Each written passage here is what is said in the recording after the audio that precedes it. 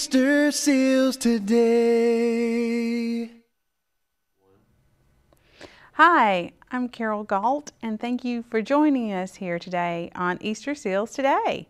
And today we have with us Tara Beyer, and we're going to talk about therapy services. So thank you so much for joining us. Sure. Happy to be here. Good. So as I mentioned, we're going to talk about therapy services, right? That's it. Okay, so tell us what that encompasses and what that means. Sure. Well, as we talked previously, several weeks ago, I believe, we do have a large number of children and medical services that we provide at Easter Seals. Some of those being our inclusive childcare. We also have a collaboration partnership with Murray Head Start, the early Head Start positions for children 0 to 3. And then one of our most passionate areas, of course, is our therapy services. And we provide 3 types of therapy services to children through Easter Seals. And what are those 3 types? We have speech therapy, which focuses on communication skills, whether that be articulation, being able to understand what a child's saying, or receptive language, which would be able to process information that they receive and then in return answer or act appropriately. Another one that we do is occupational therapy that works on everything from sensory integration, which a lot of autistic children have challenges with, to fine motor skills such as holding a pencil, self-help skills such as being able to do small buttons to dress and undress. So it's those fine motor hand skills. And then the third one that we have is called physical therapy, and that's the larger motor skills, which are the crawling and walking and jumping and hopping and skipping and all those fun things that you do as a child. And I know that oftentimes with the telethon, when we see that footage come through through the TV, we see people in those therapy situations, correct? Right. So who is that we see working with them? They're therapists, I know, but give us a little bit more about that information. Sure. They have different disciplines that go with the according therapies, whether it be speech, PT, or OT. OT being occupational therapy, PT being speech therapy. You kind of get into that lingo stage where you spit out these acronyms. So speech, PT, and OT. The therapists that we utilized are licensed and certified, so they've gone through college courses and college degrees and tests and certifications and licenses for the state of Kentucky. But we as Easter Seals do not actually staff those therapists. It's actually more beneficial for us in the community that we can be more efficient with our funds if we contract those services out. We can serve more children more efficiently in that manner. So we're very fortunate to have 2 contracts, one with Western Baptist Rehab for our speech therapy, and one with Hampton Physical Therapy for both the occupational therapy and the physical therapy.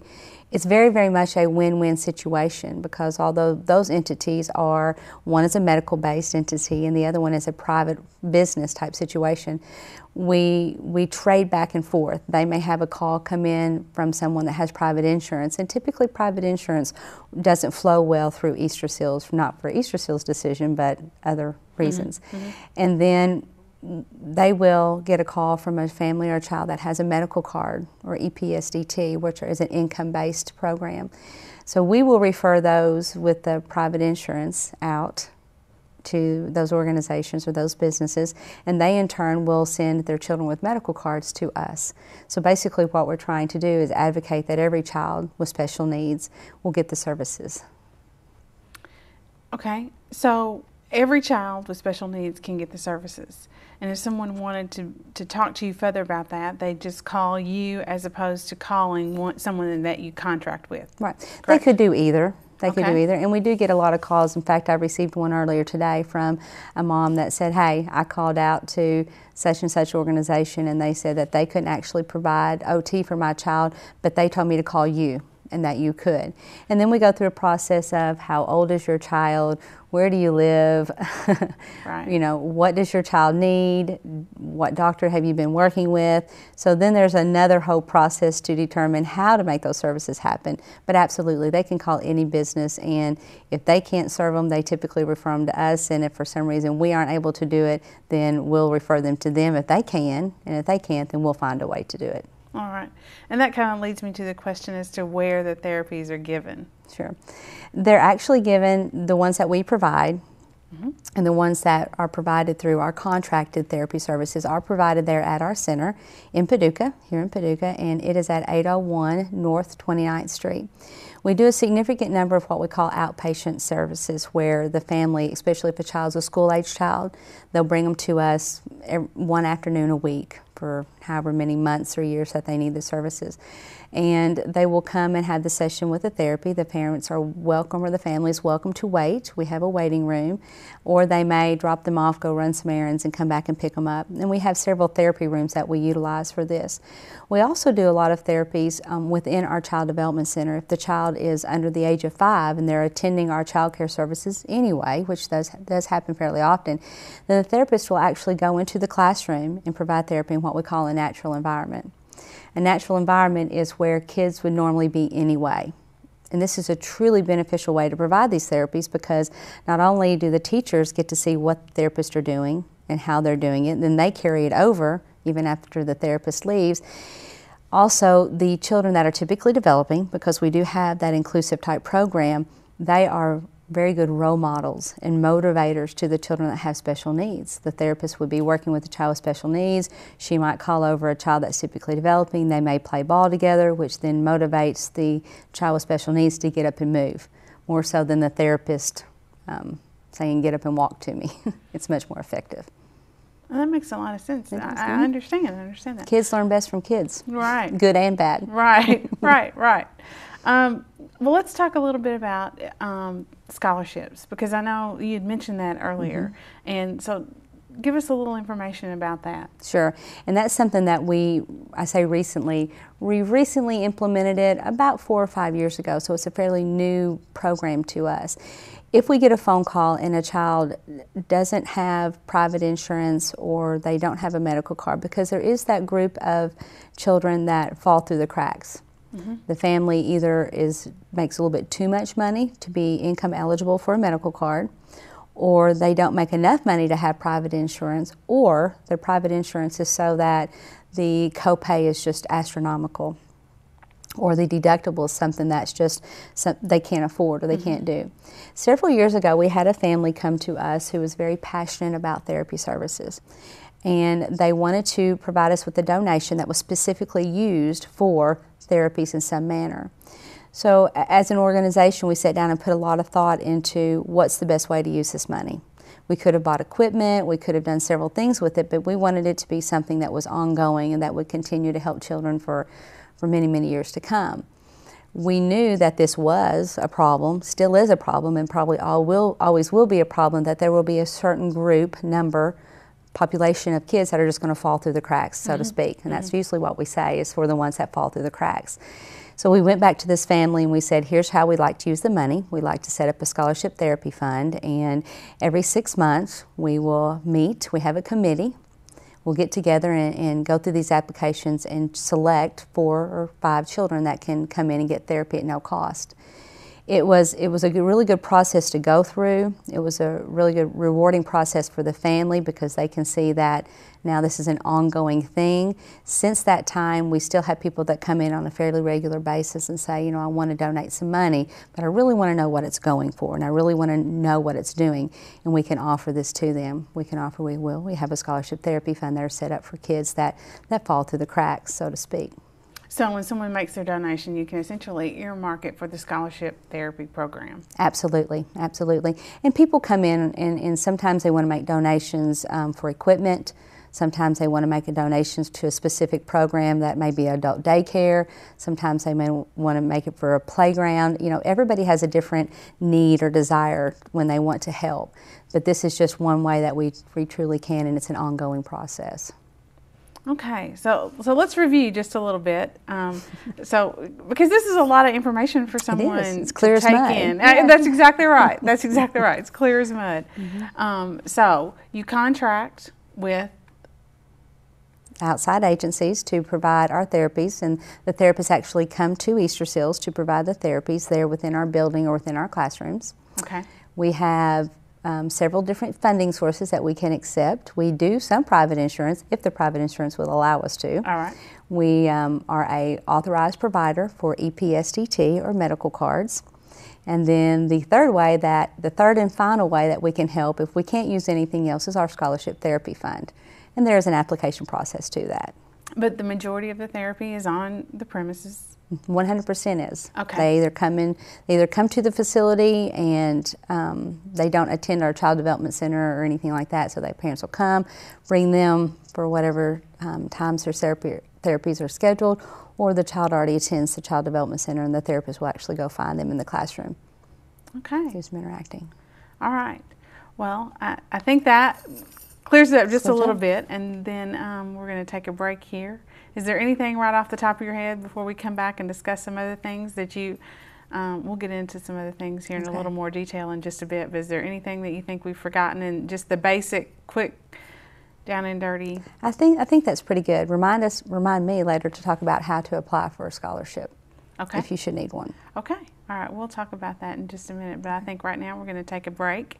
And during that break, we're going to look at a video, I believe, of Bo Mathis. Bo Mathis. Yes, ma'am. And then we'll, after that, talk about how his progress. Yes. Okay. Perfect. All right. So I'm Carol Gault, and this is Tara Beyer, and we'll be back in just a few moments. And so we encourage you to come back and see us here on Easter Seals Today.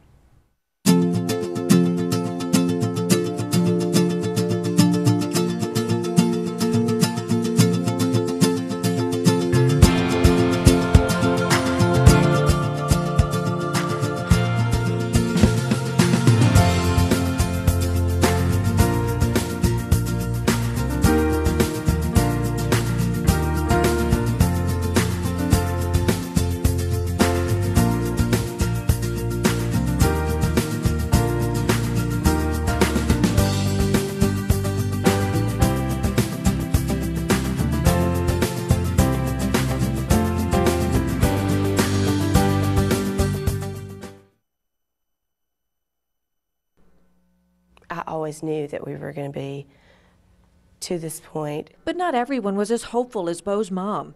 Bo was accidentally shot in the head while target practicing last October. He was in a coma for 3 weeks, and it took 5 major surgeries just to get him home. We went home and we had so many people to greet us, to be there for us. Including a group of rehabilitation specialists brought together through the Easter Seals Child Development Center. The first time I saw him, he couldn't sit up on his own. It took 2 or 3 of us to get him out of his chair. But Bo began getting intensive rehabilitation, physical therapy, speech therapy, and occupational therapy, 5 days a week. After an injury, you've got a certain window of time where you can really maximize the therapy and get back as much return as possible. And 1 year after the accident, Bo is getting closer to where he once was. And just recently, Bo got a new motorized wheelchair. He likes to go fast. He's just a boy. And while Bo still needs a lot of rehabilitation, he went back to school in August. As for the future, Probably a year from now, we're going to see him up walking around and, forget the chair. therapists believe Bo will regain much of the muscle strength he lost on his left side. As for Bo himself, he'd like to play ball at Heath Middle School again. You want to play again, don't you? Mm-hmm. Big time. They need me. And who's to say it's not possible?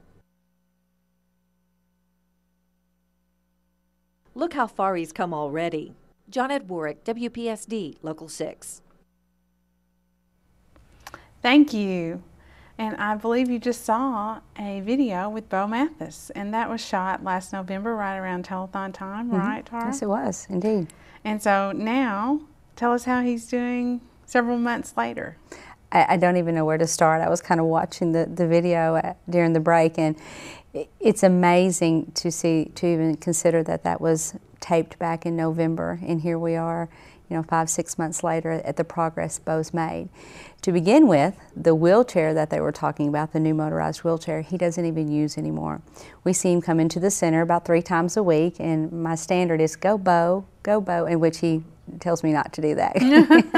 But he walks in, he still utilizes a walker, but I haven't seen him use his wheelchair in months. So he'll walk in on his own.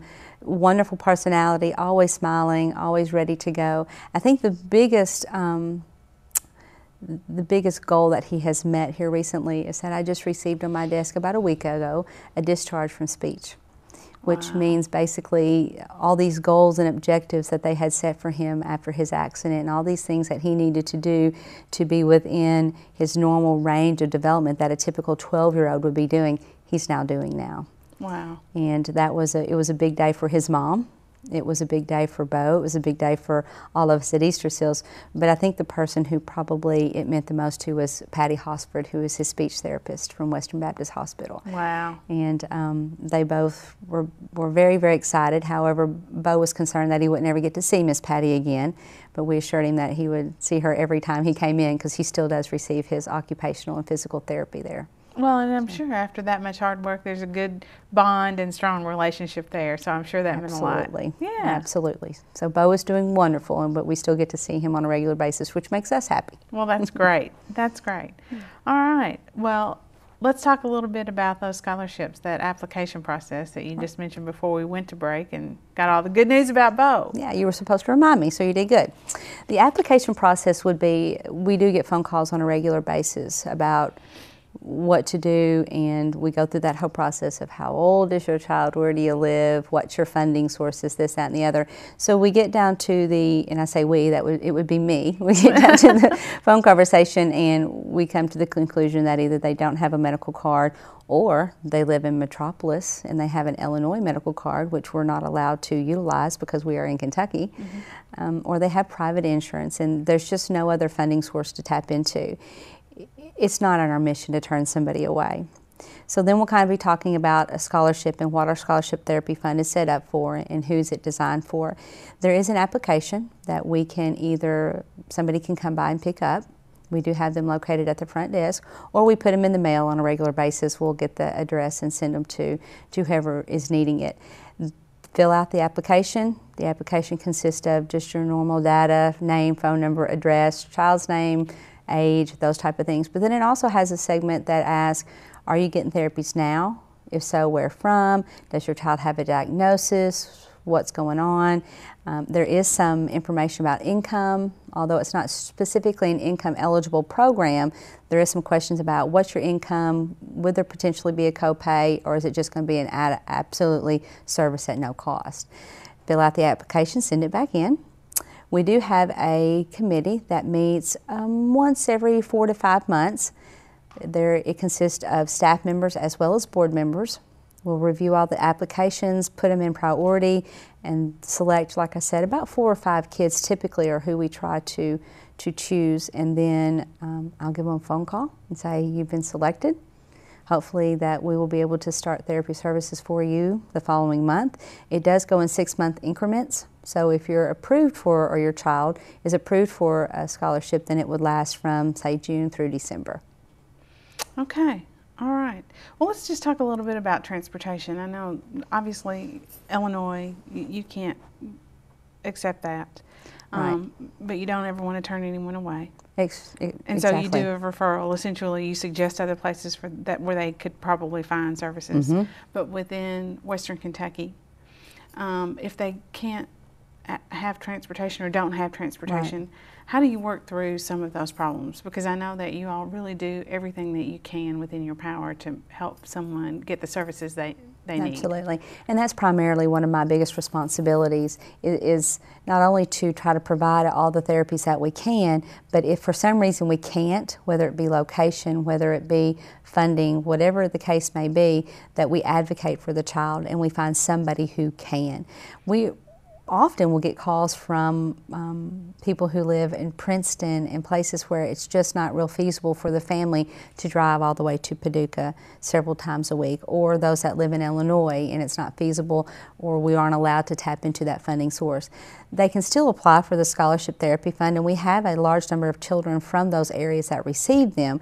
However, sometimes, as you said, it's just not appropriate, it's not feasible, it's not something the family can do to drive that distance, whether it's an unreliable car, it's gas at the prices that we see today, whatever the case may be. Then it becomes my responsibility or Easter Seals' responsibility to get on the phone, find somewhere that can help them, give the person who called names and numbers to other places that would be more appropriate for them or something that they could access that would be easier on the family. There are local health departments and local entities that will actually come into the home and we have those referrals on a regular basis. We'll also get calls of people who don't necessarily need speech, occupational, or physical therapy, but they need more behavioral therapies and those type of things. And we'll also have numbers and resources that we can give them that they can call to provide those type of things. Okay, all right. And about how many children do you think that you probably annually participate, do you think? Roughly, do you have those numbers? It's hard to say because they come and go. You know, that we might serve somebody for 6 months and then not. But roughly we will serve overall about 100 children a year. That's 100 children. That's not sessions. There's a big difference because one child may receive, such as Bo, you know, he may receive 9 sessions a week, you know, just due to the need and the intensity, but just actual number of children, about 100. But I would say the services will be closer to 300 sessions of whatever type of therapy it may be. And the age group? All. All?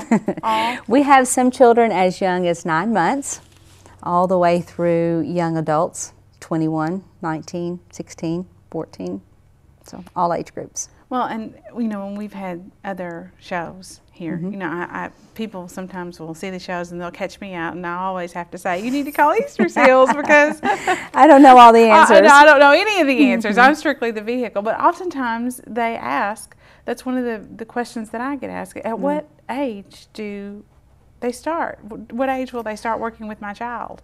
And I think that's a really good question for you to answer. Because I know really probably it's never too early. It's not. Early intervention is the key to success. That's research based, it's research proven, it's a given this day and time. Early intervention is the key. As far as Easter Seals as an organization, we serve birth, even prenatal through some of our collaborations, all the way through 80, 90, however old. So we serve every age group imaginable. What type of services they get just depends upon what they need. But we absolutely, if a child is born with a pre-existing condition, such as Down syndrome, something they know and can identify and diagnose at birth, then absolutely. We have children that we start right away. It could be a visual impairment. It could be a hearing impairment. They do the hearing screenings now at birth. So we may start right then and there. It may be something that's either diagnosed, established later on. This may be something that they're just not progressing and doing what they need to do when they're 1. So it can be throughout the age groups. Or it may be another case where there's an injury later on and they just come in, correct? Absolutely. We have a young lady that we're serving at this time who is 16 going on 17. And hers was a TBA, a traumatic brain injury. And she is a wonderful young lady, but she's on the older end of the spectrum of what we typically serve. And then we also have our physical therapist who goes over to our adult center and serves some clients over there. So, okay. Everybody. All right. Okay, all right. Let's talk about some of the successes that you've had. Just quickly, Bo obviously is a great example, but just give us some other quick successes that you've had. Because you know, sometimes I think people think about things and they can get a little down and depressed, and it's important to know that there is hope, there is help, and you're just a phone call away. Absolutely, and those are the things that we live for. We live for 2 things at Easter Seals. One is to get the services that the child needs. Once we have those established and going, that's one big success.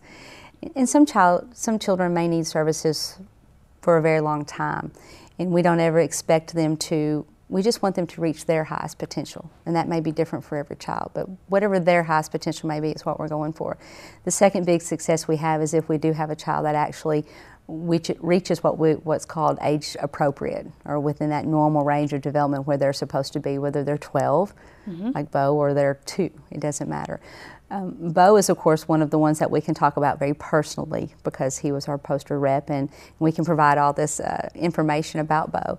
And he truly is. He was one of those stories where we had to come in, we had to get the services started right away, we had to hit it hard and hit it fast, because I think, as you heard our physical therapist mention on the video, is when you do have a traumatic brain injury, the faster you start and the more you start and the quicker you do things, the more potential you have for recovery or regaining some of those skills. A lot of our successes are little successes probably to other people, but big successes to us. And those are the children that will come in, whether it's a phone call from a family that just says, hey, I just don't think they're developing quite right. You know, my older child was walking at this age and they're not, to the ones that we actually identify within our Child Development Center during our screening process that, you know, they're just getting in that gray area. Let's go ahead and go to the family and see what they want to do about this. And we have some children that we will bring in and literally they'll be below development. 6 months later, the speech therapist, physical therapist, whatever is coming to me and say, okay, Tara, we got to discharge. They're age appropriate. So we have gotten them in, done what we needed to do. They're ready to go back out, and this has all happened even before they went into kindergarten. So they're ready to hit the ground running once they get into that school system type of atmosphere. And we have those on a very regular basis, and those are good ones too. Yeah, it gets them up, gets them shored up, ready to go, and they hit the ground running. That's right. They have an early intervention, they have an early start, and our level playing field, so to speak. And that's great. That's great. Well, we just have a couple of minutes left here, so is there anything that you would like to give the audience, any little tidbit or piece of information before we go? Sure, sure. I think the best thing to remember and hopefully take from the show is that if you suspect in any way, form, or fashion, if you have a concern at all, there are numerous people out in the community that you can talk to. You can ask your pediatrician, you can, you know, talk to other family members.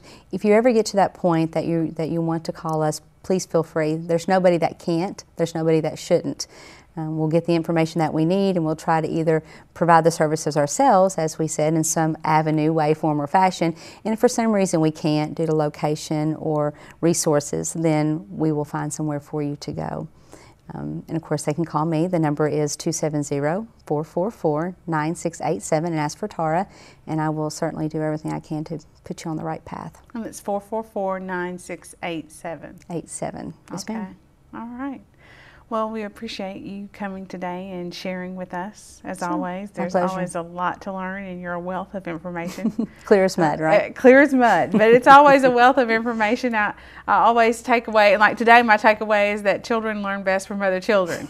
I mean, but it's true. It's Both so good true. and bad. Both Yes. good and bad. That's right. But it's good that there's always a peer group there, and that really makes a difference. But we appreciate you coming and spending some time with us, and I know the audience appreciates that as well. There's always a lot to learn, and the website's up, so they can also go Yes. there for information. Absolutely. And I appreciate it so much, as I know they do, and I guess we'll see you back here the next time. Thank you. All right. Thank you so much for joining us here today, and we will see you next time as well. Again, I'm Carol Gault, and this is Tara Beyer, and we're here with you today on Easter Seals Today. Thank you.